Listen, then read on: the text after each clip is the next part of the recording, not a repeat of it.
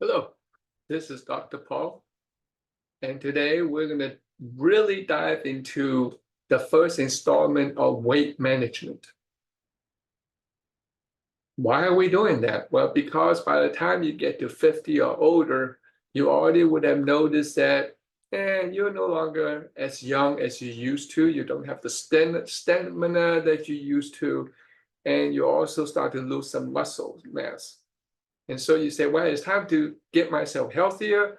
I need to stay healthy and be healthy for the rest of your life. And if that is what you need to do, then I will show you some slides today and help you along with your goal.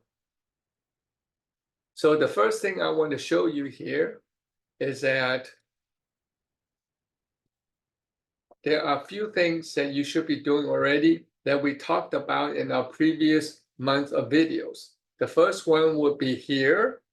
Are you checking your weight once a week? And are you following your heart rate and your blood pressure? It's extremely important because that's how you're going to track as we continue our program.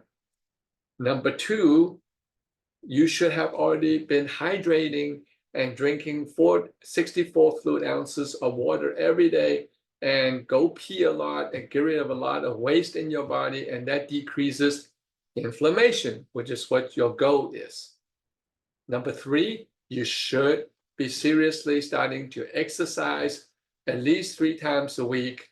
And if you are walking with your favorite person 30 minutes every day, 5 days a week,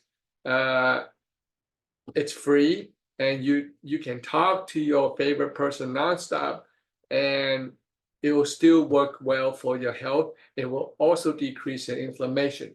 On top of that, once a week at least, you should be doing some weight training and core training here for balance, and that will hopefully decrease, if not reverse, some of your muscle loss. If you all been doing that, then we're going to dive into number one was, how many calories do you need every day?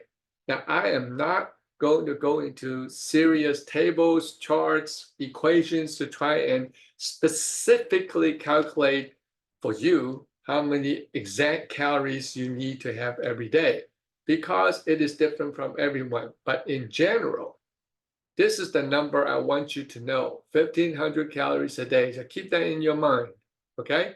Because if we don't do anything, our body burns 1,000 to 1,200 calories a day. And if you are the one doing some slow walking with your favorite person, you're burning 1,500 calories a day because you burned the extra 300 there. And if you're like me, who likes to exercise aggressively and sweat like a pig, then you can add 600 calories to that. That will bring it up to 1,800 calories a day to maintain my weight.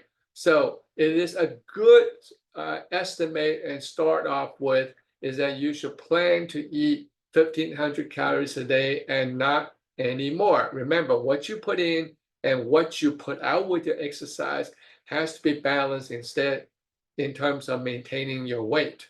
So do understand how that works. And there are nothing out there that can change that reality of weight management. The second thing that you have to know, besides how much calories you have to have every day, is how much protein you have to have every day. Again, these are more formulas, but I want you to ignore that because this is what I want you to know. You need to have at least 60, if not try to get to 80 grams of protein a day to maintain optimal health. Okay? As we discussed that in our previous slides already, you are losing muscle mass. And if you don't take in enough protein, and a lot of you don't, a lot of you actually, you start looking at what you eat every day, find out it's mostly carbs and fat, but very little protein. And if that's the case, you will speed up your muscle mass loss, and then you will get weaker and weaker, and your balance will be worse and worse. So do understand, 80 grams of protein a day. So I'm going to stop here and try to summarize what you have to know, because those are the things that you have to do every day in order to stay healthy. First, you need to know your weight that you're weighing yourself once a week to follow your progress. You need to check your blood pressure and heart rate at least once a week to make sure you stay healthy. And every day you should have 64 fluid ounces of water. That decreases inflammation. 30 minutes of mild aerobic exercise 3 to 5 times a week decrease inflammation. And 1 to 2 times a week, you need to do some weight training and balance training in order to stop, if not reverse, your muscle loss. If you're doing all that, I think that you are ready now for us to go to part 2, which is how much should I eat? Now that you know your calorie goal and your protein goal, let's put that all together and try and help you to get used to how much you should eat every day by just eyeballing your food. If you're ready, come back next week and let's do it.